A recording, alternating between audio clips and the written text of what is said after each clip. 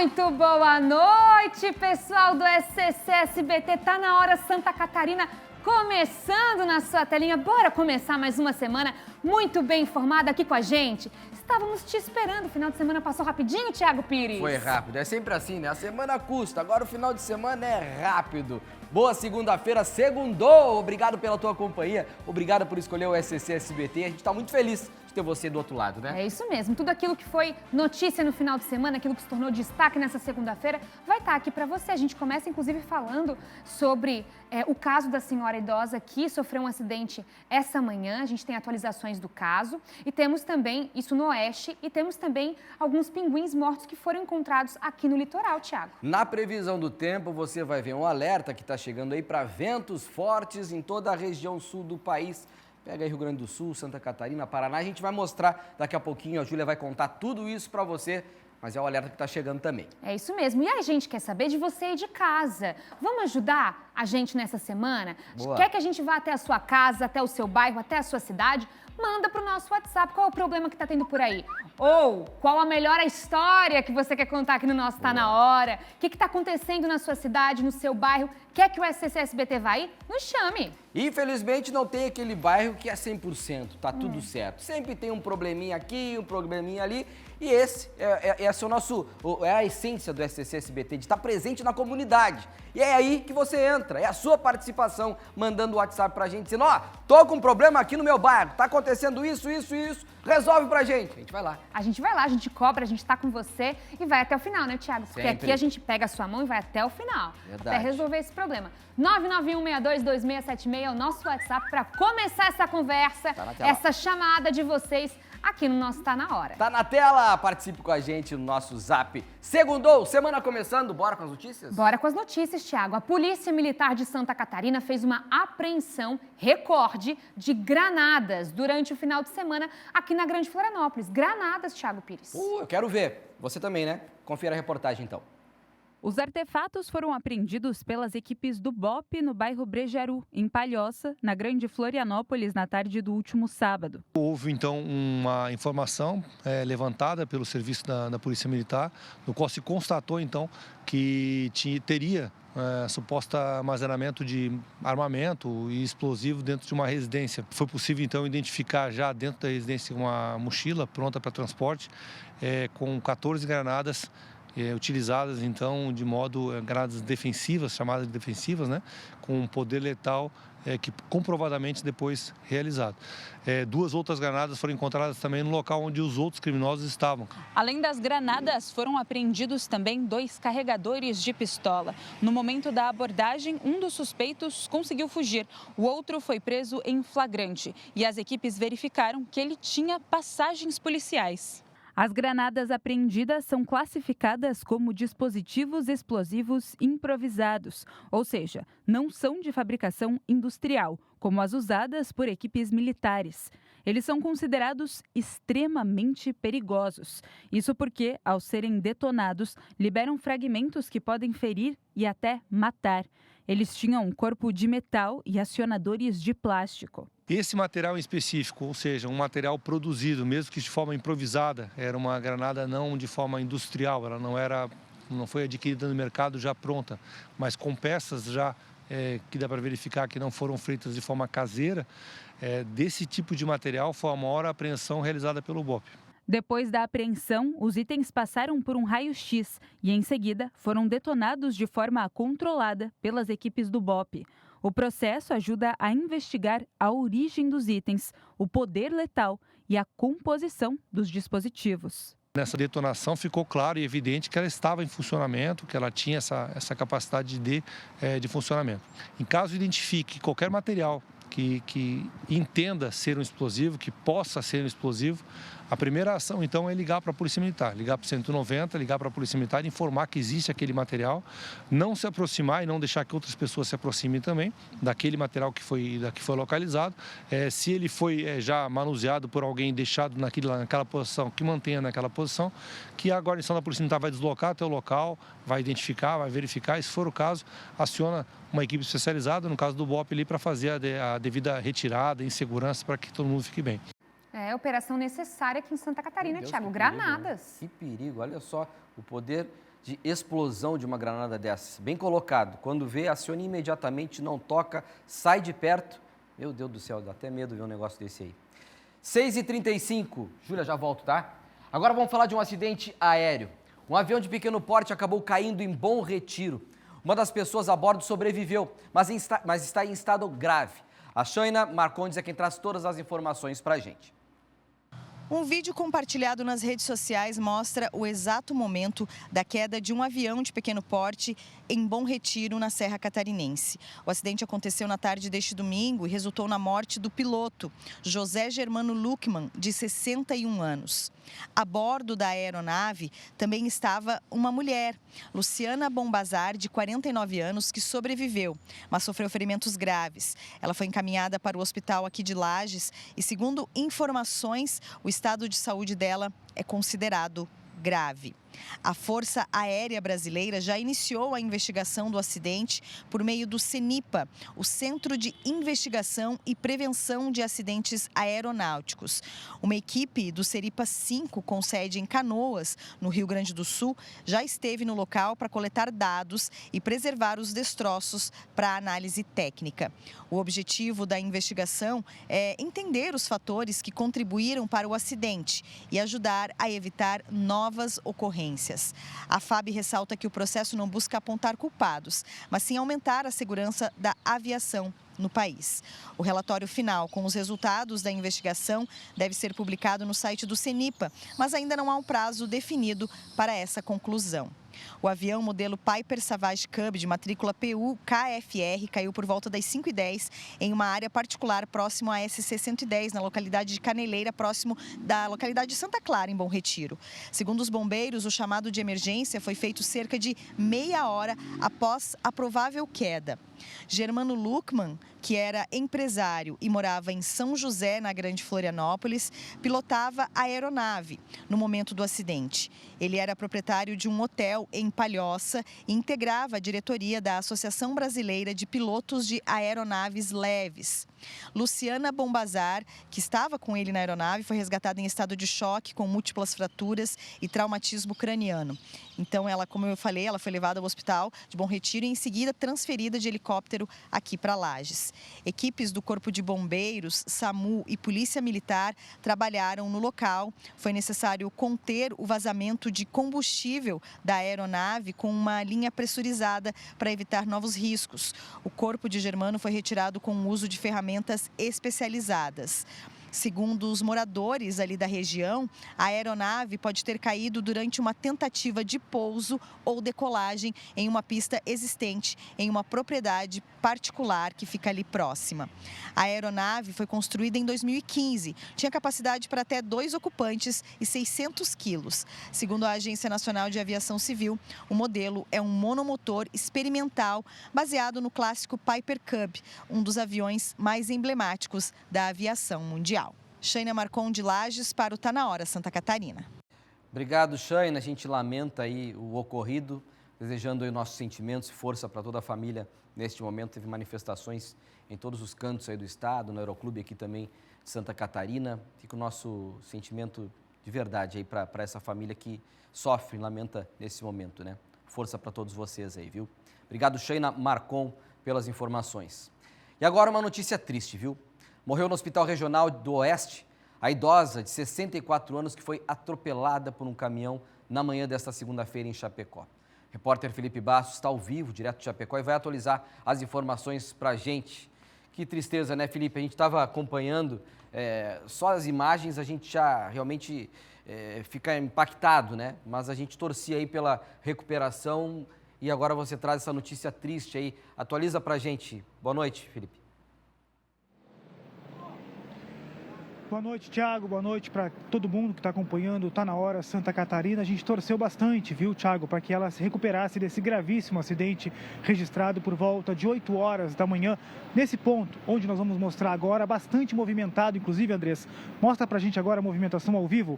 Rua Condá com Rua Marechal Deodoro da Fonseca. Foi nesse ponto aqui em que a idosa, de 64 anos, ela iria atravessar, segundo informações de testemunhas, ela atravessava na faixa de pedestres quando esse caminhão que via no sentido em direção à Rua Condá, ele bateu, ele acertou em cheio nessa senhora que, olha, Tiaguinho, com o impacto da colisão, ela foi parar no meio daquela rotatória que tem ali. No momento do acidente, ela teve a perna amputada ainda, foi socorrida em estado grave, foi levada para o Hospital Regional do Oeste, mas infelizmente, por volta de 15 para as 3 da tarde, o hospital informou então o falecimento de Inês Maria Velasquez de Marim.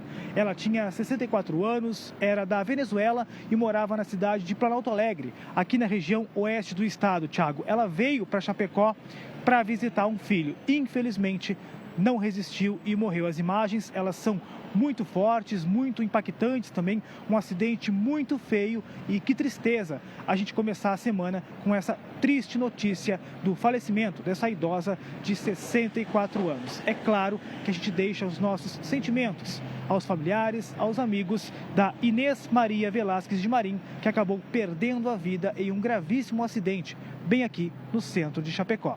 Thiago, com você no estúdio. Obrigado, Felipe. Suas palavras são de todos nós, é claro. Agora, é impactante. Essa imagem mostra para você e fica o alerta, né?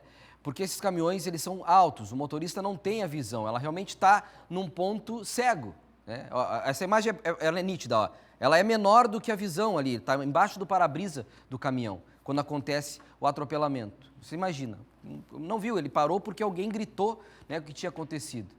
É claro que vai ser apurado toda a situação, mas fica o registro e o alerta para que não faça isso. Na frente de caminhão não se passa nunca, nem nessas situações em faixa de pedestre. Lamentavelmente, o falecimento dessa senhora numa área central lá de Chapecó. Nossos sentimentos aí a toda a família. Júlia.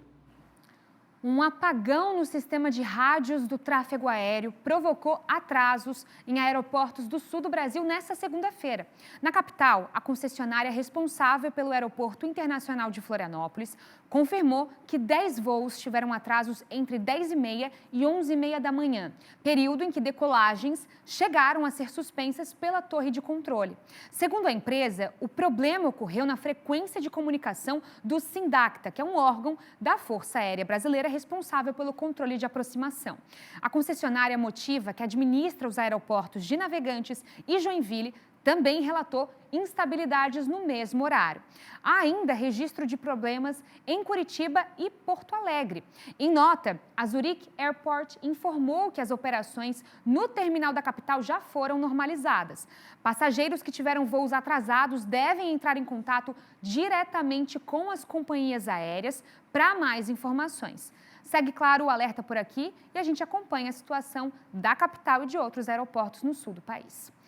Agora, uma criança de 4 anos morreu em um hospital de Florianópolis depois de ser vítima de maus tratos. A mãe e o padrasto foram presos. A Gabriela Mariotto está chegando ao vivo com a gente. Gabi, que história triste. A gente vê aqui uma violência, inclusive, realizada pela família. O quão impactante é isso, né? Uma criança pequena. As informações são com você. É isso, Júlia. Muito boa noite para você, para todo mundo que nos acompanha. Esse caso ainda segue sendo investigado pela Polícia Civil aqui de Santa Catarina. Mas a criança, ela chegou a ser encaminhada aqui para o multi-hospital da capital depois de ter passado mal em casa. A criança estava sozinha em casa com o padrasto ali por volta do meio-dia, enquanto a mãe estava no trabalho. Uma das vizinhas ali, que é enfermeira, ouviu gritos vindos ali da casa, foi até lá para verificar o que é que estava acontecendo. Quando ela chegou, encontrou a criança desmaiada e já sem apresentar sinais vitais. Ela então deu início a compressões torácicas e encaminhou a criança aqui até a unidade de pronto atendimento. E quando eles chegaram, já foi constatado ali que a criança estava sem sinais vitais e também roxa. Então, as equipes médicas aqui começaram um protocolo de reanimação. Esse protocolo ele foi realizado por 1 hora até as equipes constatarem a morte da criança. Infelizmente, que veio a óbito ontem, né? Esse caso que aconteceu ontem, domingo. Durante esse atendimento, a equipe médica notou que a criança tinha algumas lesões, alguns hematomas, apresentava alguns roxos, tanto no rosto, quanto no abdômen, quanto nas costas. E isso levantou a suspeita da equipe médica de que essa criança poderia ser vítima de agressões. Quando a equipe consultou o prontuário, verificaram que a criança já tinha sido encaminhada para um outro hospital por conta com histórico ali de agressões. Uma das enfermeiras enfermeiras que ajudou ali no atendimento relatou que o padrasto ele agia de uma forma fria e também estranha. Tanto que quando recebeu a notícia da morte da criança, ele teria fingido um desmaio, então levantado e saído do hospital, vindo aqui até onde nós estamos na frente do hospital. Em um depoimento para a Polícia Civil, esse homem disse que a criança ela já estava doente, já estava com febre. Ali por volta do meio-dia, ele notou alguns comportamentos estranhos, percebeu que a criança estava desanimada, foi conversar, ver se estava tudo bem e foi quando a criança desmaiou. Ele então começou a gritar, começou a pedir por ajuda dos vizinhos. A mãe também prestou depoimento, disse que ela trabalha em um supermercado, por isso ela sai de casa ali por volta das 6 horas da manhã. Ela teria ligado para casa, por volta ali das 10, para ver se estava tudo bem. Mas por volta ali de 1 da tarde, o padrasto da criança ligou para ela, telefonou dizendo que eles estavam aqui no multi-hospital. O pai dessa criança também foi ouvido pela Polícia Civil. Ele disse que percebeu que o filho estava com alguns problemas de saúde, também apresentando alguns hematomas, manchas e febre alta, mas disse que essa criança era acompanhada, tinha acompanhamento médico feito ali pela mãe. No caso, a mãe e o padrasto da criança, eles foram presos em flagrante, encaminhados para a delegacia de homicídios. As nossas equipes, tanto do SCC-SBT quanto do SCC-10, tentaram contato com a defesa dos dois, mas até o momento a gente ainda não teve nenhuma resposta. A gente ouviu um delegado da Polícia Civil que comentou um pouco tanto sobre a prisão quanto sobre as investigações desse caso. Vamos acompanhar. Na ocasião, o delegado que analisou os fatos entendeu por bem, entendeu que a responsabilidade pela tragédia cabia tanto ao pai quanto à mãe, muito embora ela não estivesse na residência quando a criança começou a passar mal, possivelmente já havia falecido, mas, dadas as circunstâncias, dados aos fatos apresentados, o delegado, então, responsável pelo recebimento da ocorrência, entendeu por bem a prisão, a lavratura da prisão em flagrante de ambos. O mais importante para nós é que essa criança já havia registros de violência contra ela, que antecederam o crime. Realmente agora um caso muito triste que a Polícia Civil segue investigando aqui em Florianópolis e a gente continua acompanhando todo esse desenrolar, Júlia. Obrigada, Gabi, pelas informações. Que caso horroroso. Horroroso. Eu acho que você aí de casa vai concordar comigo que independente da versão dos familiares, pai, padrasto, mãe, que seja, a que nível de negligência, de violência, essa criança de 4 anos foi exposta. A ponto de já ter histórico de violência, de chegar no hospital além de ter passado mal, já chegar sem sinais vitais, ter marcas e lesões antigas. Então, a que ponto essa criança, onde é que nós erramos? Sociedade, estado, município, que seja, famílias. Onde nós erramos? Porque uma criança de 4 anos que foi parar no multi-hospital, já sem vida, com histórico de violência, estando com familiares, padrasto, a que ponto nós chegamos? Vamos para os giros de notícia, aquilo que foi destaque aqui em Santa Catarina, pode rodar. Uma mulher foi presa em flagrante por tráfico de drogas em uma casa no bairro EFAP, em Chapecó, no oeste catarinense. Ela foi flagrada vendendo os entorpecentes junto dos seus filhos, 4 crianças. Questionada, a mulher admitiu que vendia drogas e retirou do sutiã um pacote de doces M&M's, onde escondia 28 pedras de crack embaladas para a venda. Em seguida, os policiais encontraram mais 92 pedras de crack em uma sacola, cerca de R$250 em dinheiro, além de 15 porções de maconha no bolso de um casaco. Diante da situação, a suspeita foi presa em flagrante. Um trágico acidente de escalada na tarde do último sábado resultou na morte do catarinense Guilherme Augusto Neto, de 28 anos. O jovem sofreu uma queda de mais de 20 metros na Serra do Cipó, região metropolitana de Belo Horizonte, Minas Gerais. A vítima era natural de Palmitos, oeste catarinense, e morador de Chapecó. Praticava o esporte há cerca de 3 anos. O caso segue apurado para esclarecer as circunstâncias exatas da queda. Um acidente de trânsito na manhã de domingo em Água Doce, na BR-153, resultou na morte de Cassiano Weber Velho, justamente no dia em que completaria 27 anos. Cassiano era natural de Concórdia, mas morava em Irani, cidade a cerca de 50 quilômetros de Água Doce. Segundo o Corpo de Bombeiros, a caminhonete saiu da pista. Cassiano estava no banco do carona, sem cinto de segurança, e foi encontrado sem sinais vitais. O motorista de aplicativo viveu momentos de terror na madrugada de domingo, após ser rendido, amarrado e roubado por 2 passageiros durante uma corrida entre Erval do Oeste e Luzerna, no oeste catarinense. Segundo a Polícia Militar, durante o trajeto, os passageiros anunciaram o assalto. O condutor foi obrigado a ir para o banco de trás, amarrado e ainda forçado a realizar uma transferência via Pix. Em seguida, a vítima foi abandonada em uma estrada da comunidade de Vila Kennedy, interior de Luzerna. Mesmo amarrado, conseguiu se soltar, pedir ajuda e acionar o 190. O crime terminou com a prisão dos envolvidos, de 31 e 24 anos.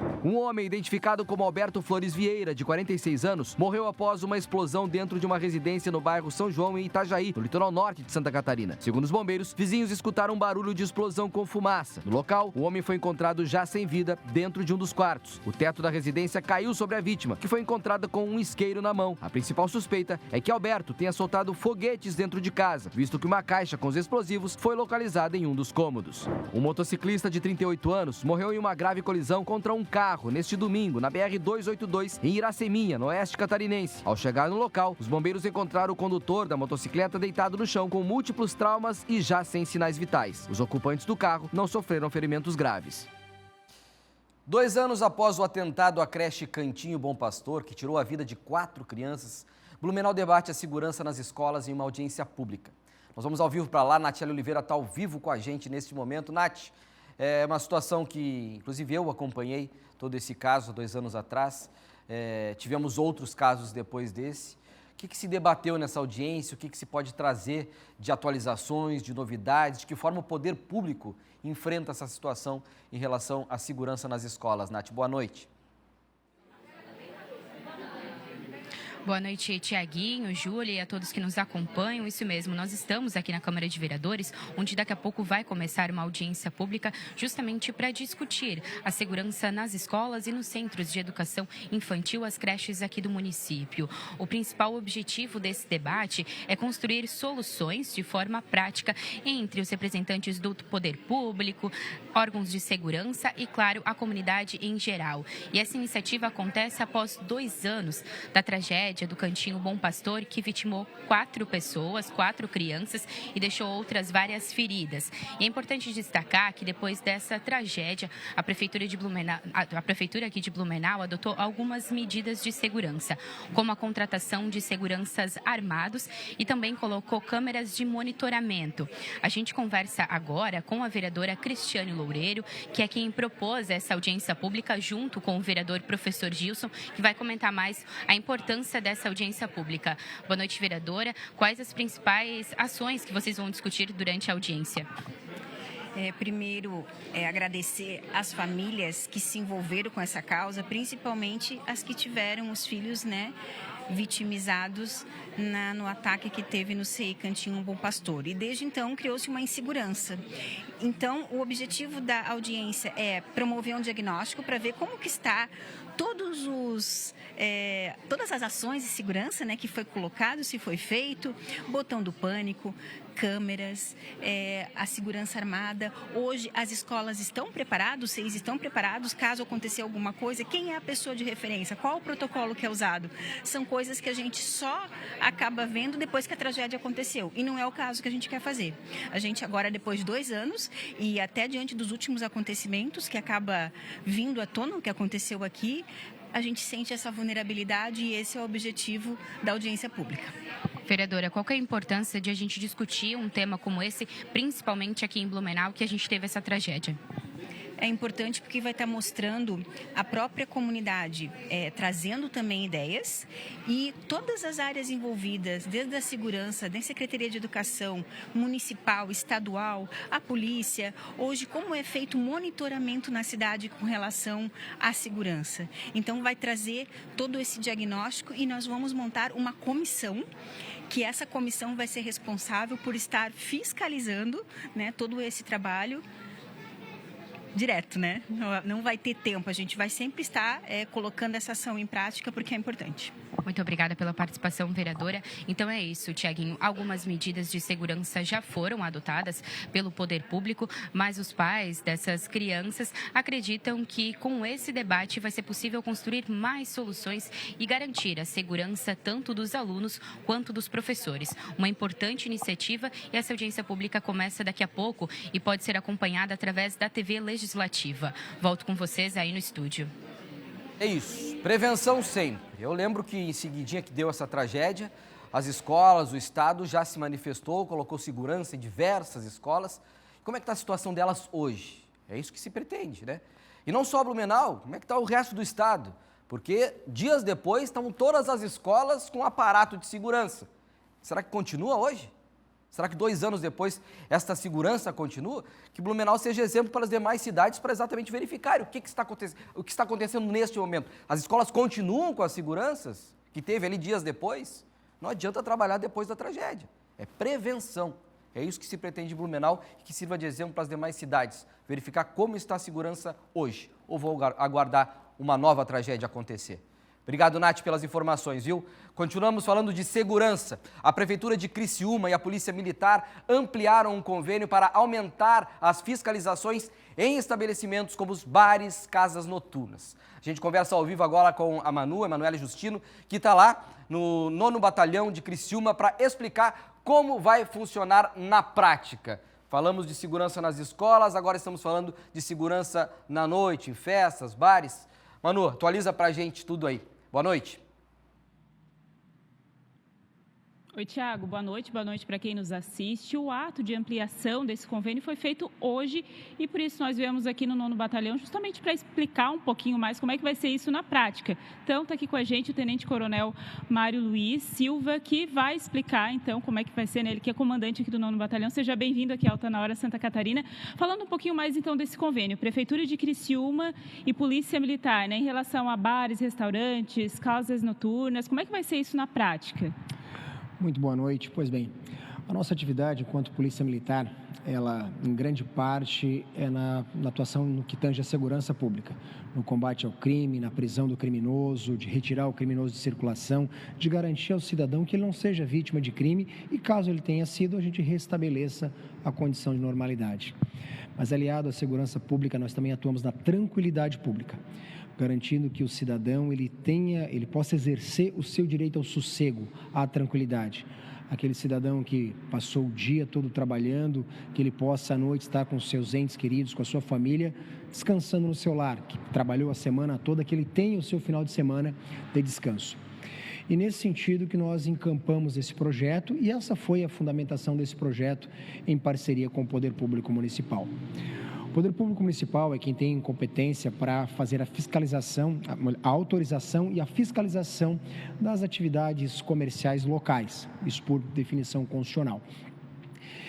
E muitos ou alguns desses estabelecimentos que são autorizados a funcionar, que são casas noturnas, estabelecimentos que exploram diversão no período noturno, eles têm algum regramento a ser seguido. Regramento esse estabelecido no Código de Posturas do município.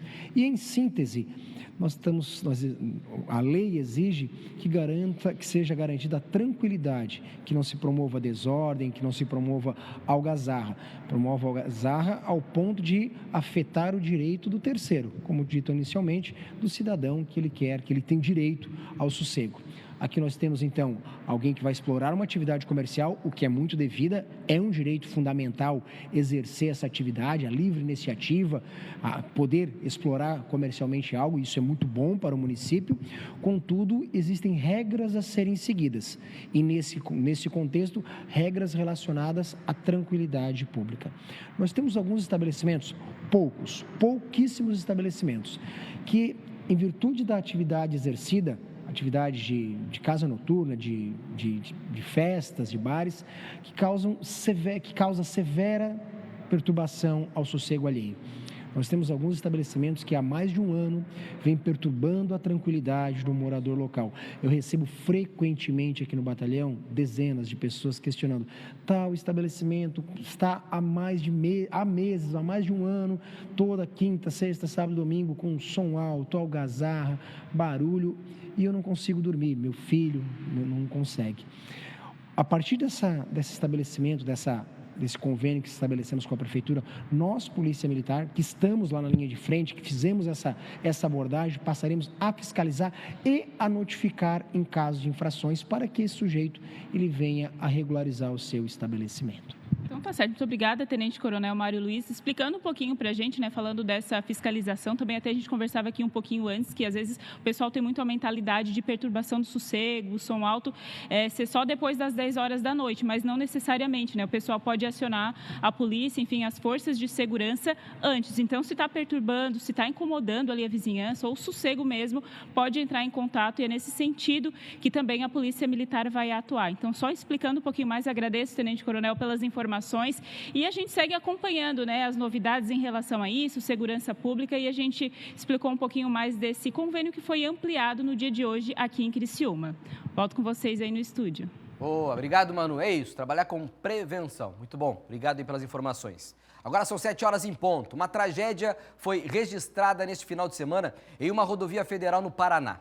3 pessoas da mesma família faleceram durante uma colisão de carro. Mãe, filha e neta eram de Santa Catarina.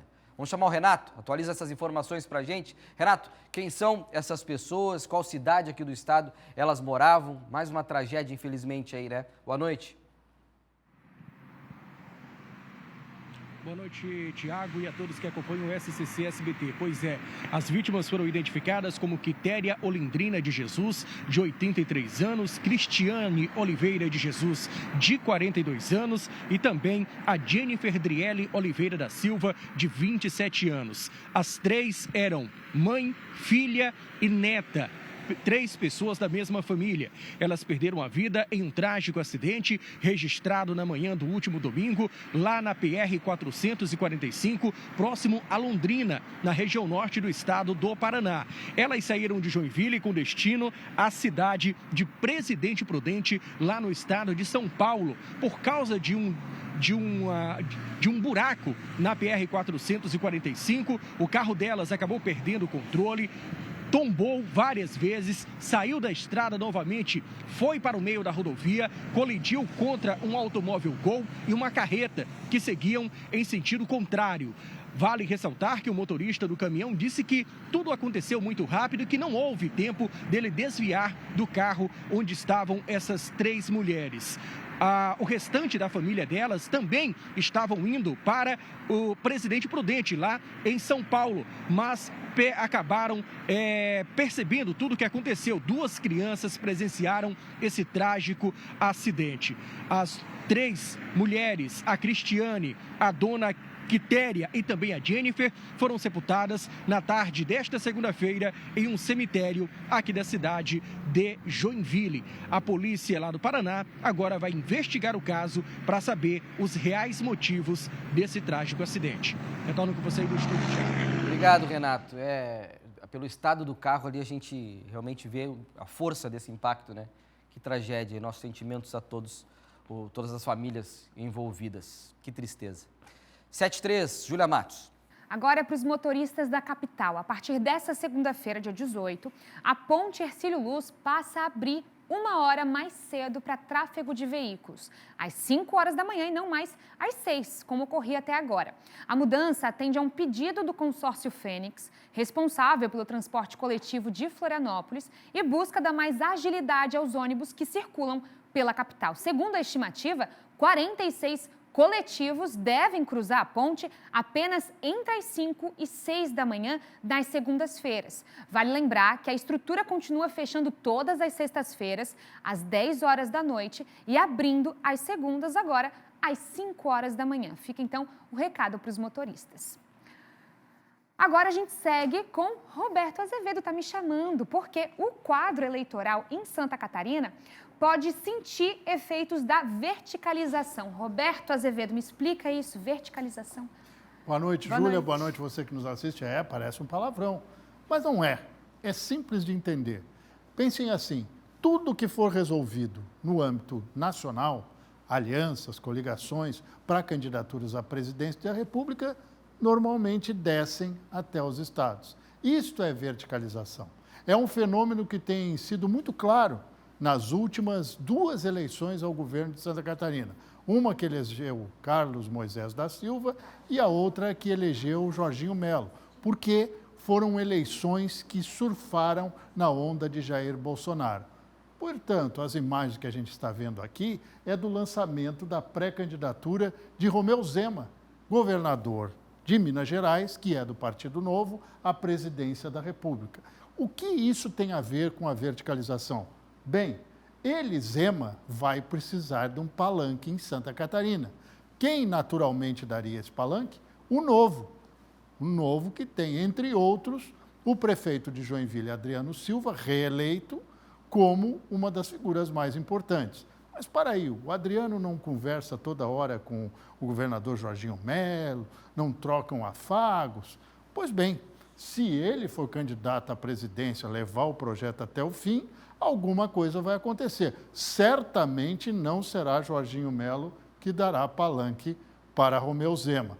Mas é um assunto bastante complexo. Eu fiz lá no scc10.com.br uma avaliação mais criteriosa de tudo isso. O que pode representar a pré-candidatura de Romeu Zema, uma pré-candidatura do PSD, provavelmente com o Ratinho Júnior do Paraná, e até mesmo uma pré-candidatura do governador de Goiás, Ronaldo Caiado, do União Brasil, que agora tem uma federação com o PP, o Progressistas.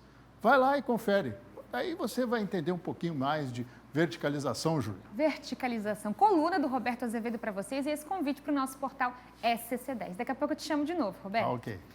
Agora, nos últimos 60 dias, Brusque registrou 30% a menos de chuva em comparação ao mesmo período em anos anteriores. A estiagem já acende um alerta, inclusive em relação ao abastecimento em algumas áreas da cidade. Cris Pinheiro tem as informações para vocês.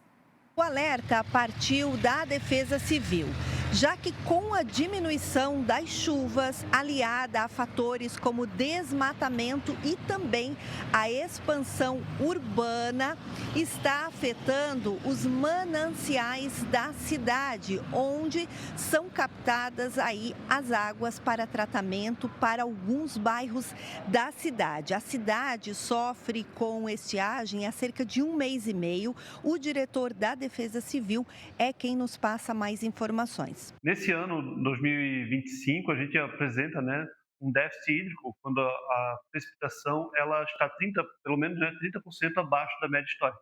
Para você ter uma noção, no mês de julho a gente teve apenas 27% do volume esperado de chuva para todo o mês acontecendo. A média histórica é 99 milímetros, a gente teve um pouquinho mais de 27 milímetros de chuva.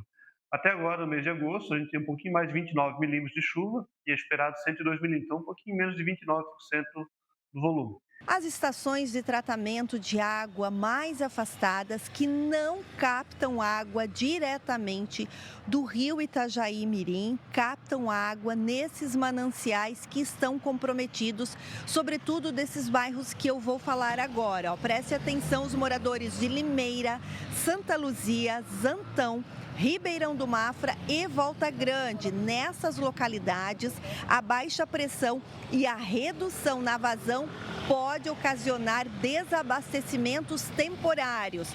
Por isso, as equipes do SAMAI solicitam à comunidade que utilizem a água de forma racional, com muita economia, evitando o desperdício, principalmente até meados de setembro.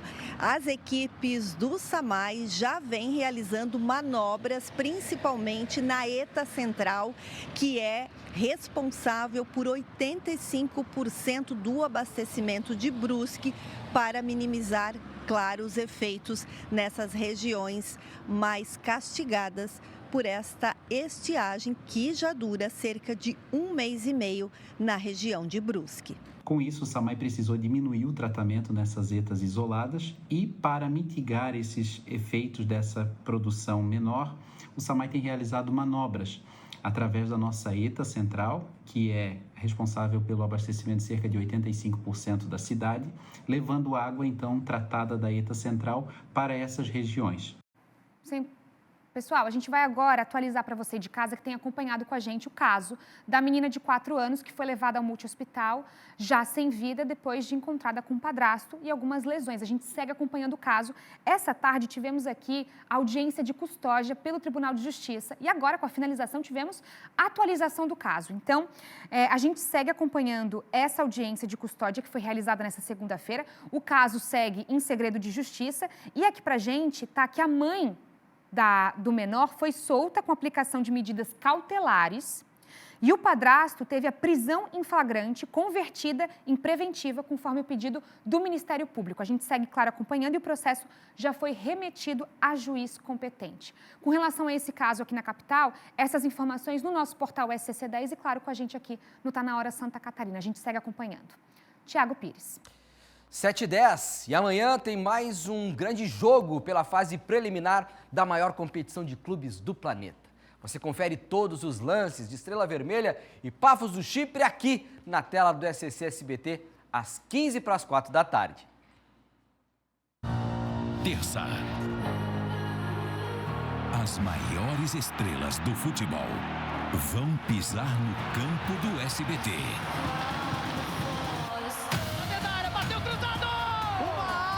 Futebol, esse time é favorito sim.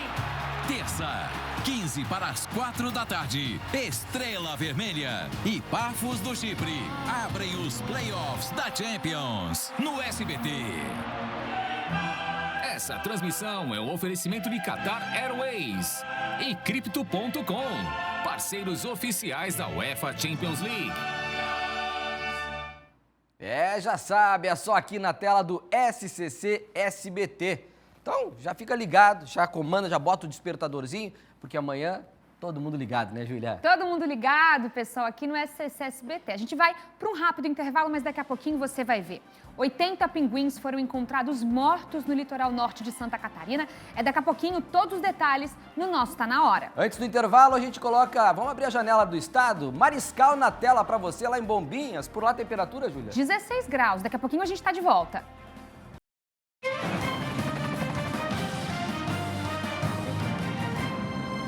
Estamos de volta, obrigado pela sua companhia. O Tá Na Hora Santa Catarina, teu encontro com você de segunda a sexta-feira, às 6h30 da tarde. Você é nosso convidado. É isso mesmo, obrigada pela sua audiência. Agora, Santa Catarina tem o menor índice de desemprego dos últimos 13 anos. Por isso nós vamos ao vivo com a Gabriela Mariotto para trazer mais informações pra gente. Gabi, atualiza tudo aí, boa noite. Boa noite, Thiago. Boa noite, Júlia. Boa noite para todo mundo que nos acompanha. Mais uma vez, que bom a gente trazer uma notícia positiva, né? Santa Catarina teve a menor taxa de desemprego desde 2012.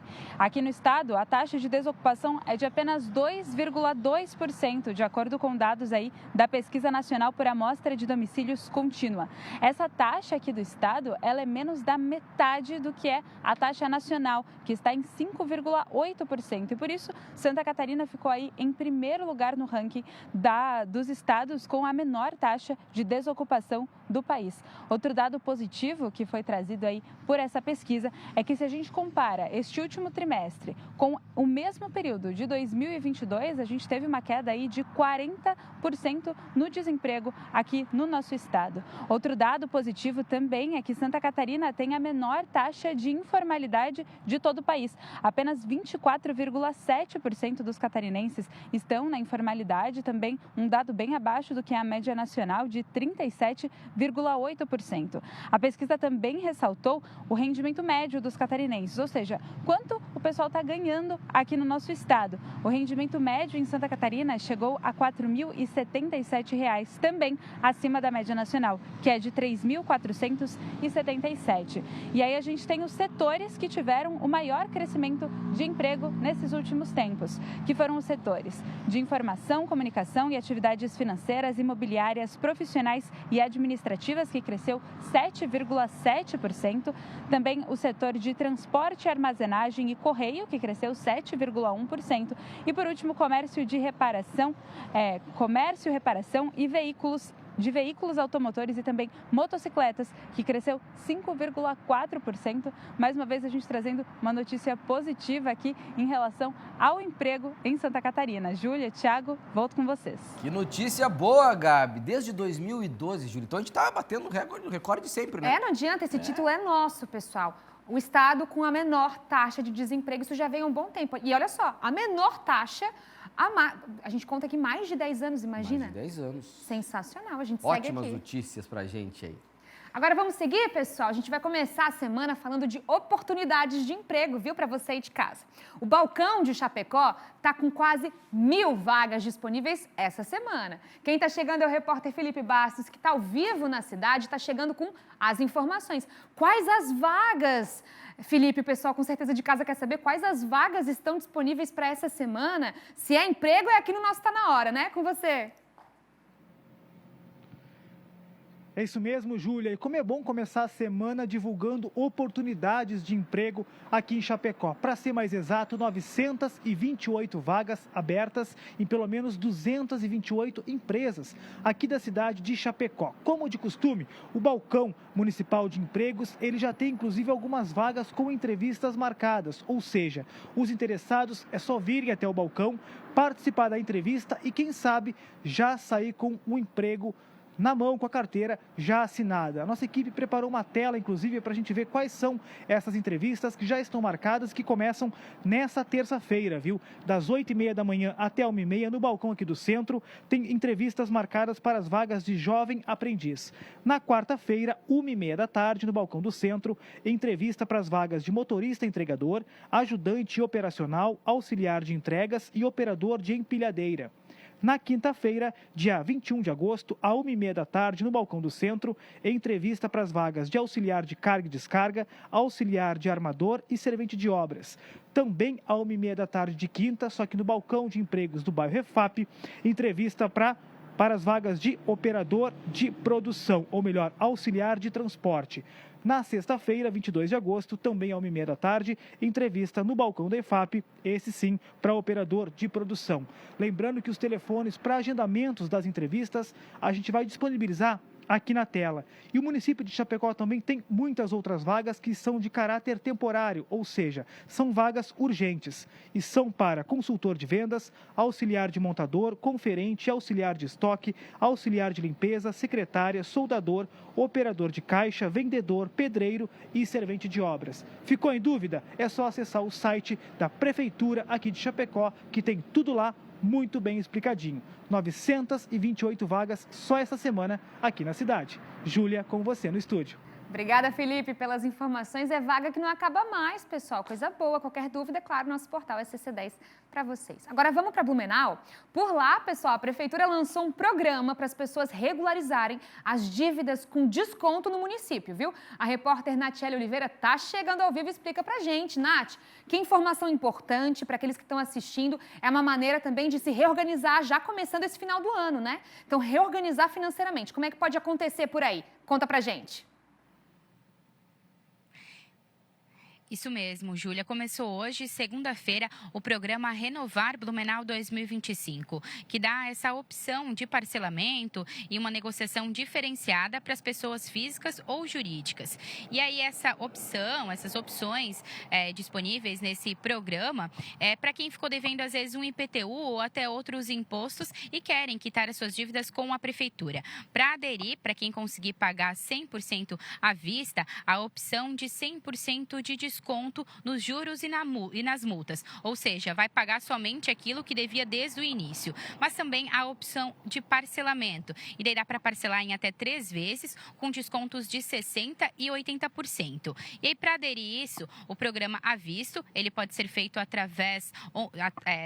de forma online, através desse site que aparece aqui na tela, que é o Portal do Cidadão. Para as pessoas que precisam parcelar, aí é necessário ir até a Praça do Cidadão, que fica na Prefeitura da cidade. Mas atenção, porque se o contribuinte fazer a opção ali do parcelamento e ele não pagar na data da guia ali do vencimento, o acordo é cancelado imediatamente e os juros e as multas, eles voltam a correr normalmente. Então fica aí o alerta para todos os contribuintes e uma oportunidade de todos deixarem as suas contas em dia. Volto contigo aí no estúdio. Obrigada, Nath. É isso mesmo, o município ajuda, mas a pessoa, né, aquele que está devendo, também tem que ajudar a pagar certinho na data para poder ter essa oportunidade de se reorganizar agora, final do ano. Vamos agora para o sul do estado, pessoal. O Ministério Público de Criciúma determinou que o município crie mais vagas de acolhimento a pessoas idosas. A Emanuela Justino volta a conversar com a gente. Manu, muito boa noite. O que levou o Ministério Público a divulgar essa decisão? É com você. Oi, Júlia. Boa noite a quem nos assiste mais uma vez, porque a demanda aqui de Criciúma não está sendo suficiente, né? Na verdade, as instituições que atendem, ou seja, as vagas que estão disponíveis, não está sendo suficiente para atender as pessoas da terceira idade. Então, o Ministério Público fez essa determinação, na verdade, fez uma ação civil pública, então determinando que Criciúma crie uma instituição, né? Vou falar aqui de maneira mais popular, né? Que é o chamado asilo, que crie uma instituição, ou seja, uma sede própria administrada pela Prefeitura de Criciúma, ou então que feche convênios com asilos particulares para poder suprir toda essa demanda aqui em Criciúma. Só para o pessoal ter uma noção, atualmente Criciúma tem só 20 vagas, né, de convênio, que é com o Asilo São Vicente de Paulo, só que tem pessoas na fila, tem fila de espera e toda essa demanda não está sendo suficiente, né? A demanda é muito alta e é insuficiente as vagas, por isso essa determinação do Ministério Público. Então, são pessoas, né, de 60 anos ou mais que por algum motivo elas foram abandonadas, pessoas que não podem ou não conseguem conviver com a família por diversos motivos. Então, tem várias motivações que fazem com que essas pessoas da terceira idade precisem ir para essas instituições de longa permanência. A gente tem uma fala do promotor, que é o Douglas Roberto Martins, passando mais detalhes e alguns dados sobre esse público, né, essas pessoas da terceira idade aqui em Criciúma. Vamos acompanhar. Aqui no município de Criciúma, segundo dados do IBGE de 2022, nós temos mais de 33 mil pessoas com mais de 60 anos de idade. E 26% da população do município tem uma renda per capita mensal abaixo de meio salário mínimo. Ou seja, é um grande contingente de pessoas em situação de vulnerabilidade. Esse perfil da população idosa exige do poder público políticas mais eficientes de cuidado. Porém, aqui no município, não existe nenhuma ILPI, nenhuma instituição de longa permanência pública que seja gerida e conduzida pelo município. De outro lado, os convênios que o município mantém com as instituições privadas ou filantrópicas possuem um quantitativo muito pequeno de vagas, que não tem sido suficiente para garantir esse direito de acolhimento a todas as pessoas que têm necessitado.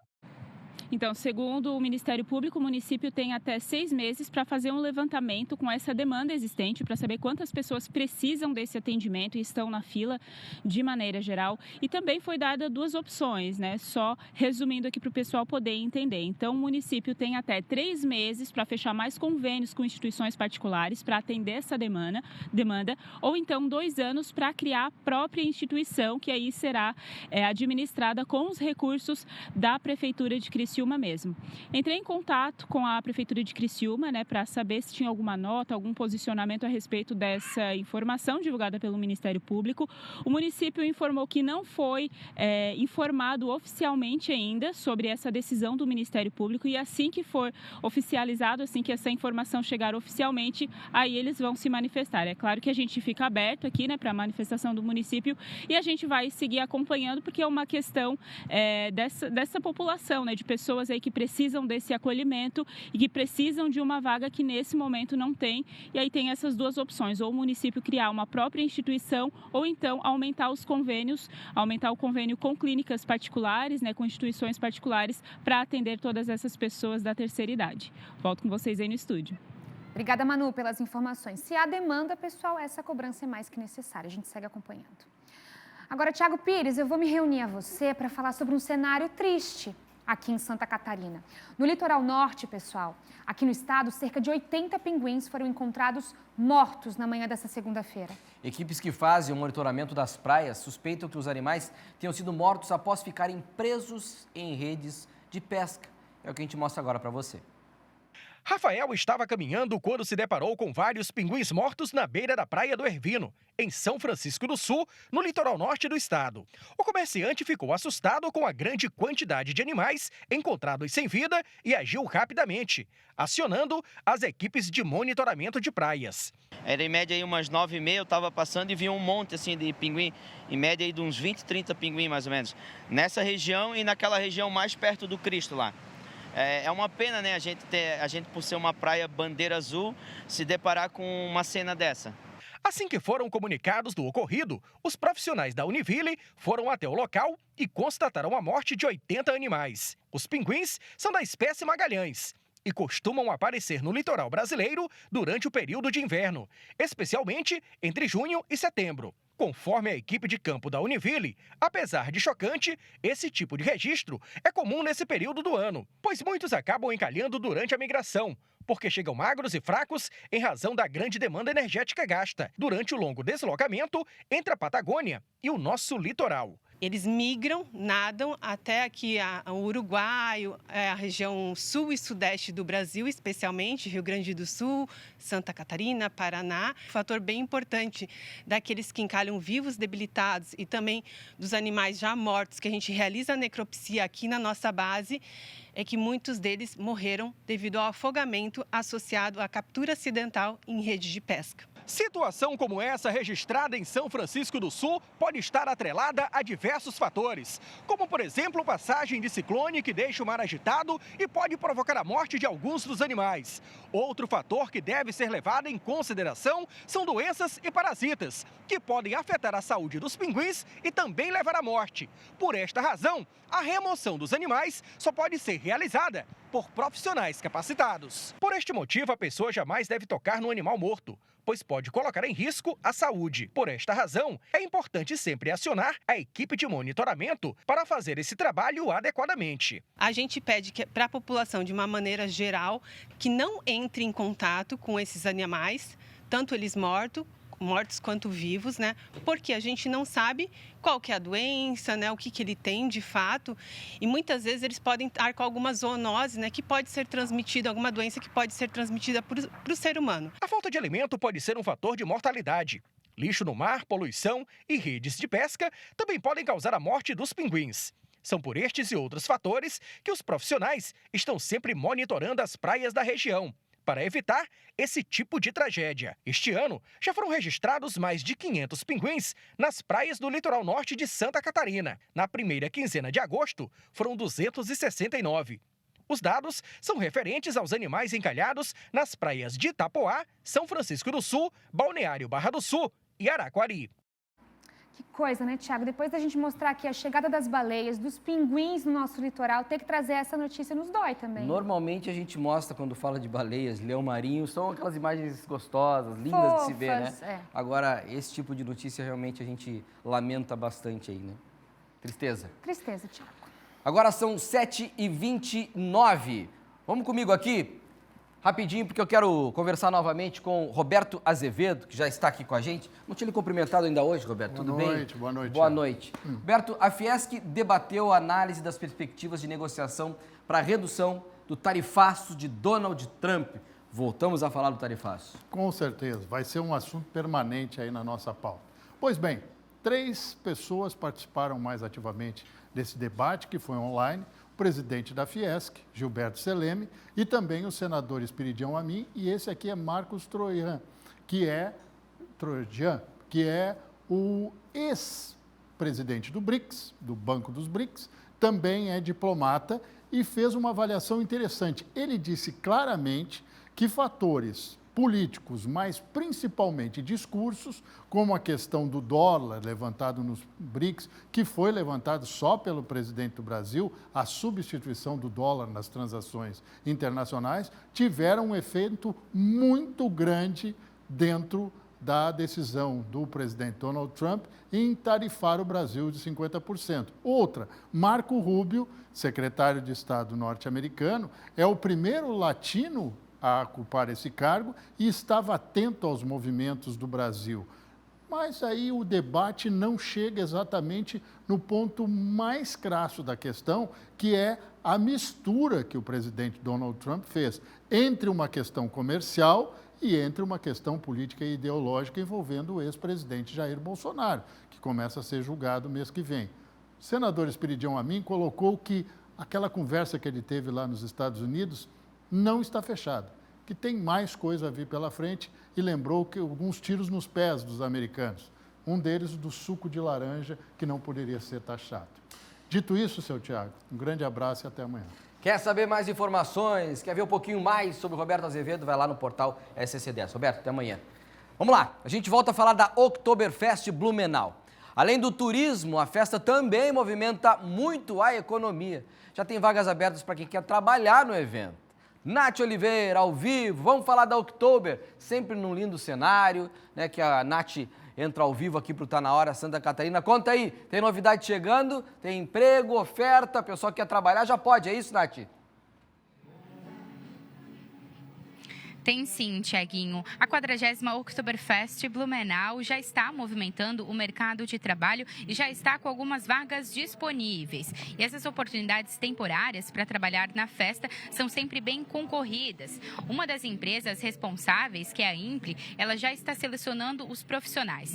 E aí essas vagas são direcionadas para atendente, caixa e também para atuar na própria bilheteria. Então, se você tem interesse em trabalhar na festa em um desses setores, dá para fazer a inscrição através desse site que aparece aqui na tela até o dia 5 de setembro. Mas é importante ficar atento aos requisitos. Precisa ter um ensino médio completo, uma boa comunicação e, claro, uma habilidade ali para lidar com o público. E vale ressaltar que essas vagas dá para trabalhar tanto de forma durante o dia quanto à noite. E aí precisa escolher ali na hora de preencher o formulário através desse site que aparece aqui na tela. A gente lembra que essas contratações, Tiaguinho, para a Oktoberfest, elas são sempre feitas por empresas terceirizadas. Então, a expectativa é que nas próximas semanas, até começar a maior festa alemã das Américas, abra novas vagas. E claro que a gente vai seguir divulgando por aqui, porque é claro que além do turismo, também movimenta muito a economia e muita gente aguarda essas vagas. Então, a recomendação é que quem quer essa oportunidade precisa se cadastrar logo para participar, né, e concorrer para trabalhar na festa. A Oktoberfest Blumenau, neste ano, acontece de 8 a 26 de outubro. Volto com vocês aí no estúdio, Tiaguinho. Obrigado, Nath. Importante informação. E é isso. Quantas pessoas aí, depois de empregos temporários, continuam, né? São efetivados. É a oportunidade chegando também com essa grande festa aí do nosso estado. Tem mudança importante na Ilha do Campeche, em Florianópolis. O local é muito visitado, principalmente na alta temporada. E agora tem uma novidade que foi anunciada hoje na capital. Por isso, nós vamos conferir todos os detalhes na reportagem do Jean Ferreira. Olha só. A Ilha do Campeche, um dos cartões postais mais visitados da capital, a partir de agora será administrado pela Prefeitura de Florianópolis. Além disso, o local vai se tornar oficialmente uma unidade municipal de conservação. A assinatura do decreto foi realizada hoje na sede da Justiça Federal em Santa Catarina. Essa é uma conquista que de muitos anos vem sendo discutido se a Prefeitura deveria administrar a Ilha do Campeche ou não. Até então ninguém teve coragem de pegar essa administração e nós hoje estamos assumindo e fizemos um decreto que cria o Monumento Natural Municipal da Ilha do Campeche. Ali vai se constituir o que se chama de unidade de conservação e dentro dessa unidade de conservação se definem as regras de utilização, de manejo, de administração da ilha. O mais importante é que a administração da ilha seja feita localmente pela Prefeitura, com a integração, com a criação de um conselho gestor da ilha, onde nós vamos discutir em conjunto com a comunidade as principais regras de ocupação, de transporte, com relação aos banheiros e tudo mais. A decisão é resultado de longas tratativas que envolveram órgãos federais, municipais e representantes da comunidade que atuam no entorno da ilha. A unidade de conservação que nós apresentamos para a Justiça Federal é um monumento natural que tem lá o seu uso regulado, as atividades podem ser feitas e a gente vai estudar dentro daquilo que pudesse ser feito do ponto de vista do desenvolvimento de um turismo ecológico, participativo, né, o mais democrático possível nós vamos fazer. Para quem vive do mar e do turismo, a expectativa é de equilíbrio entre preservação e trabalho. O que a gente espera realmente é que as comunidades tradicionais, né, do entorno da Ilha do Campeche continuem sendo privilegiadas a exercer essa atividade, que já é uma atividade que vem de várias décadas, né, passada de geração para geração, né?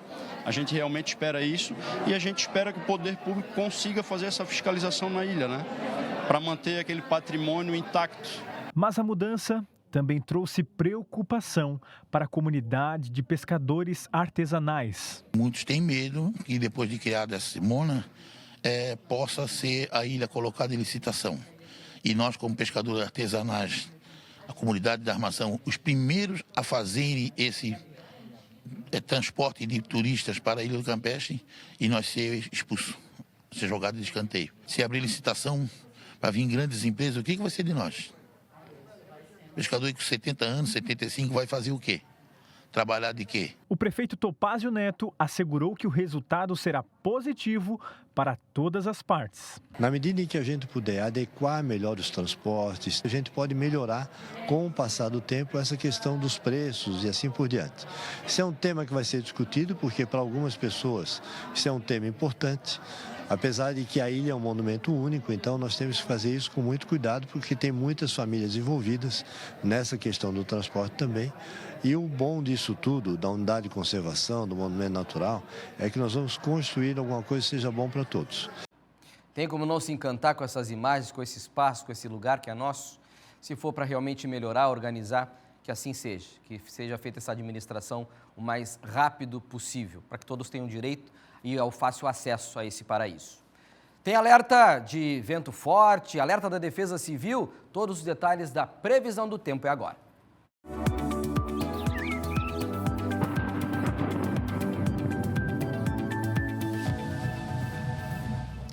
Pessoal, tem mudança brusca no tempo chegando, junto com o alerta da Defesa Civil de Santa Catarina para a formação de um ciclone extratropical entre o sul do Rio Grande do Sul e o Uruguai, a partir dessa terça-feira. Então, o sistema deve provocar chuva persistente para você de casa. Grande Florianópolis, Vale do Itajaí e Litoral Norte têm mais riscos de alagamento, mas a principal preocupação é a força dos ventos, que podem chegar, vejam só, a 70 km por hora em várias regiões, trazendo risco, claro, de destelhamentos, quedas de árvore e danos na rede elétrica. No oeste, há chance de temporais e no litoral sul, o mar fica bem agitado, viu? Ondas de 3 metros.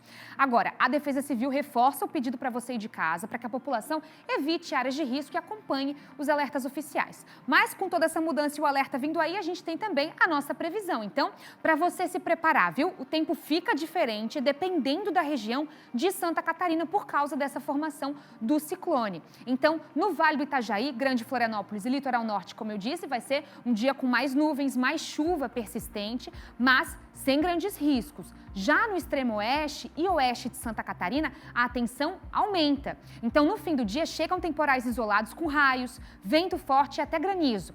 As rajadas, como eu disse, podem chegar a 70 km por hora e o calor vai aparecer, viu? Até 32 graus no oeste, 25 no litoral sul, mas nas áreas mais altas da serra, os termômetros podem segurar mais um pouquinho, não devem ultrapassar os 14 graus. Vamos dar aquele giro para vocês entenderem? Olha só, oeste e extremo oeste, podendo chegar a 28 graus nesta terça-feira, e é esse calorão que vai ser o precursor, né, dos nossos temporais, assim como o Vale do Itajaí e Serra Catarinense, que devem ficar muito próximos dos 20 graus. Norte de Santa Catarina passando dos 20, olha só, 24 de máxima, assim como no litoral com máxima de 20 graus e sul de Santa Catarina com máxima de 23 nessa terça-feira. E olha só, as cidades mais pedidas, como vocês sabem, estão aqui no nosso Tá Na Hora para vocês se prepararem, viu? Capital com máxima de 19 graus nesta terça-feira, temporal isolado por aqui. Itajaí com máxima de 19, muito próximo de Joinville também, que não deve passar de 18 graus. Blumenau com máxima de 19 também no Vale e Criciúma no sul com máxima de 24 e o temporal não deve chegar com força por lá, viu? Agora, Thiago Pires, com esse alerta a gente segue acompanhando por aqui, claro, né? O que acontecer na sua região, aquilo que você tiver registro de uma forma segura, também nos mande. A gente quer entender o que está acontecendo pelo estado e é você que nos ajuda. Atualização também no nosso portal de notícias, o SCC10. Vamos continuar, Julia? Vamos sim. O governo de Santa Catarina confirmou investimentos de mais de 3 milhões de reais para o aeroporto de Dionísio Cerqueira, extremo oeste, Thiago. E se estamos falando do extremo oeste, o repórter Felipe Bastos está ao vivo de Chapecó e vai explicar para a gente sobre esses investimentos lá no aeroporto. Felipe, é contigo aí. Boa noite novamente. Boa noite, Thiago. A boa notícia, então, foi um convênio firmado entre a Secretaria de Portos, Aeroportos e Ferrovias, junto com a Prefeitura de Dionísio Cerqueira. A gente tem imagens lá do aeroporto da cidade e esse recurso, então, vai ser utilizado para a instalação de um sistema que auxilia pilotos no momento do balizamento noturno, que vai permitir operações durante a noite. Segundo o secretário da pasta, o aeroporto de Dionísio Cerqueira é estratégico para a logística catarinense, atendendo voos executivos, de saúde e também de segurança. Com o anúncio dessas melhorias, a obra representa mais desenvolvimento, turismo e oportunidades para toda a região de fronteira. Lembrando que esse não é o primeiro aporte. Desde 2023, o aeroporto de Dionísio Cerqueira já recebeu R$ 880 mil em melhorias, como a revitalização da pista, que tem mais de 1,3 quilômetros de extensão. O local chegou a ficar inativo ainda por 10 anos e foi reaberto em julho do ano passado. Quem ganha com isso não é só a região do extremo oeste do estado, mas também toda Santa Catarina. Tiago. Boa, Felipe, é isso, economia, logística, tudo funcionando e a gente agradece. A gente agradece. Agora vamos para o norte do estado. A Prefeitura de Joinville está utilizando drones para auxiliar os trabalhos da Defesa Civil, Guarda Municipal e do Departamento de Trânsito da cidade. Tecnologia chegando, Boa, né, Tiago? é isso aí. Os equipamentos são de última geração e já estão em operação na maior cidade do estado. E de lá a gente vai falar com o Renato, né? Claro. Mais uma ferramenta, Renato, para ajudar aí na população, é isso? Exatamente isso, são drones, como você falou, que foram adquiridos por meio de processo licitatório, que vão ajudar a Guarda Municipal e também a Defesa Civil. A respeito do assunto, nós conversamos com o secretário de Defesa Civil, que traz mais informações. Tem ajudado muito a Defesa Civil, a Guarda Municipal, os trabalhos da Guarda Municipal e o próprio Departamento de Trânsito, que tem utilizado muito esses equipamentos. Na área de Defesa Civil, trabalho preventivo, né? São equipamentos que nós adquirimos há algum tempo aí, equipamentos modernos, né? Não vêm para substituir o material humano, mas eles vêm para otimizar o trabalho das nossas equipes. Tem sido muito produtivo, né? A Guarda Municipal tem utilizado nas operações. Você consegue, em tempo real, fazer um acompanhamento, por exemplo, de fiscalização ambiental nas áreas de construções irregulares, aonde dificulta as equipes chegarem, o drone ele consegue chegar e te dar imagens com uma excelente resolução. Equipamentos que podem fazer sobrevoos de até 15 quilômetros, então a gente consegue monitorar praticamente a cidade toda, né? Então, tem nos ajudado muito. É isso, Júlia Matos e Tiaguinho. Com essas informações, eu retorno com vocês aí no estúdio. Obrigado, Renato. Boa noite para você, um bom descanso. E por aqui a gente vai também agradecendo o pessoal que participou, esteve conosco, né, Júlia? É isso mesmo, mais de 3.200 pessoas nos assistindo hoje só pelo YouTube. Muito obrigada. Agora a gente vai seguir e vou contar, Tiago, a gente tem mais participação pelo YouTube a cada semana e eu agradeço, né? Os inscritos têm aumentado também, você sentiu? Muito obrigado pela sua companhia. Quem não pode pela TV, pelo SBT, pelo SCC SBT, vai lá no YouTube, a gente está ao vivo todo dia lá para você, viu? É isso mesmo, a gente está esperando também as suas, não só chamadas para a cidade, para o município, para o bairro, porque a gente vai estar lá, né, Tiago? É isso aí, então manda ver no nosso WhatsApp também. Vambora, Júlia? Vamos embora, Tiago. Obrigada pelo Tá Na Hora de hoje, pessoal. Amanhã a gente volta aqui com você, viu? É isso, 6h30 amanhã. Beijo no coração, até lá.